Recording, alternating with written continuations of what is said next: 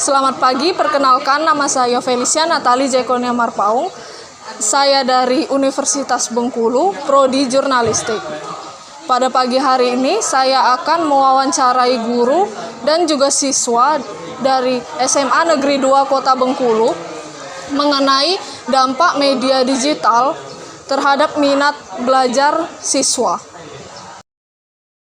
Perkembangan media digital saat ini semakin mempengaruhi berbagai aspek kehidupan, termasuk dalam dunia pendidikan. Penggunaan smartphone, internet, dan berbagai platform digital kini menjadi bagian dari aktivitas belajar para siswa. Di lingkungan sekolah, media digital dapat memberikan kemudahan bagi siswa dalam mencari informasi dan menunjang proses pembelajaran. Namun di sisi lain, penggunaan media digital juga dapat mempengaruhi tingkat fokus dan minat belajar siswa. Untuk mengetahui bagaimana dampak penggunaan media digital terhadap minat belajar, kami melakukan wawancara dengan siswa serta guru di SMA Negeri 2 Kota Bengkulu. Baik, selamat pagi. Di sini saya bersama dengan salah satu siswi dari SMA Negeri 2 Kota Bengkulu. Selamat pagi, Dek. Perkenalkan, saya Felicia Natali Jekonia Marpaung dari Universitas Bengkulu, Prodi Jurnalistik. Saya di sini mau menanyakan beberapa pertanyaan, oke? Nah, boleh perkenalkan diri Anda dulu? Baik, perkenalkan nama saya Kailanda Takaris, saya murid dari SMA Negeri 2 Kota Bengkulu. Apakah Anda sering menggunakan media digital seperti handphone gitu? Sebelumnya tentu sering, karena sekarang kan sudah zaman teknologi ya. Iya. Biasanya media digital atau handphone itu sering kamu gunakan untuk apa? Biasanya untuk cari informasi, untuk have fun, untuk bermain game aja.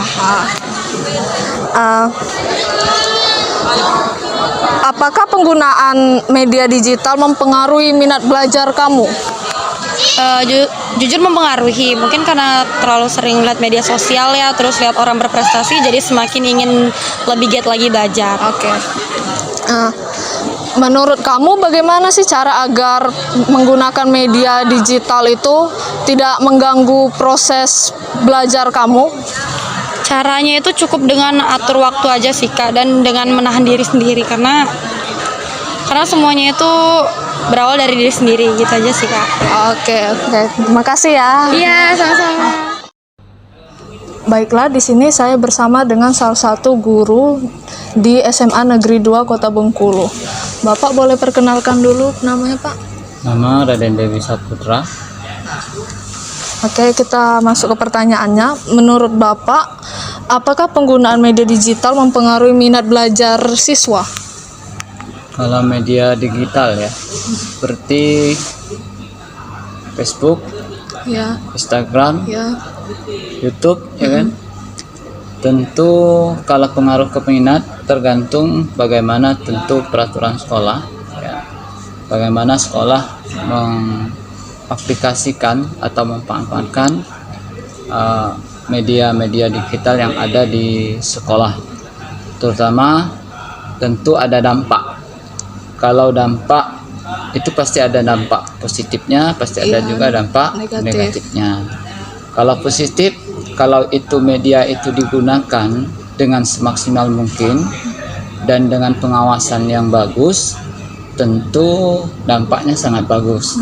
Nah, contoh kita menggunakan media seperti YouTube, kemudian nanti anak-anak kita kasih tugas membuat sebuah video edukasi inovatif dan lain sebagainya, tentu anak itu lebih semangat dalam belajar. Kemudian mereka mengupload di YouTube mereka masing-masing.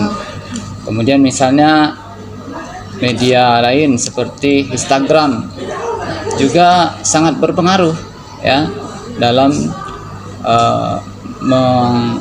mengklasifikasikan minat belajar siswa. Terus kita bisa membuat seperti gambar, seperti apa namanya tuh, clue ya, Iya, ya, seperti apa bahasa-bahasa dan lain sebagainya. Jadi nanti anak-anak juga semangat dalam proses pembelajarannya. Tentu itu sangat berpengaruh. Tapi ada juga dampak negatifnya.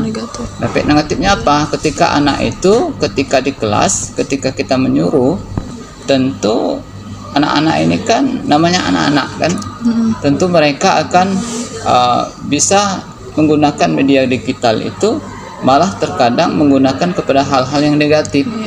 Seperti ketika guru menjelaskan, guru menyampaikan, mereka malah membuka WA, membuka YouTube, TikTok, Instagram dan lain sebagainya. Nah, seharusnya itu tidak terjadi. Maka tentu ada dampak negatif, tentu ada dampak positif dalam proses penggunaan media digital. Tentu kalau dari mempengaruhi semangat belajar tentu ada. Oke. Selanjutnya, bagaimana cara agar siswa itu bisa menggunakan media digital mereka dengan baik dalam membantu kegiatan belajar mereka? Tentu harus ada bimbingan, ya, terutama orang tua. Setelah orang tua, tentunya adalah guru. Guru harus membatasi bagaimana proses ketika pembelajaran dan mengkondisikan memang anak-anak itu menggunakan media yang ada itu bukan untuk hal-hal yang sifatnya negatif, tapi yang sifatnya positif. Tentu untuk proses pembelajaran. Misalnya anak disuruh buat TikTok, tapi TikToknya adalah sebagai media untuk mereka nanti ketika mereka tonton TikTok itu, anak-anak lebih mudah untuk memahami pembelajaran yang disampaikan. Kemudian guru juga banyak ya media digital yang lainnya.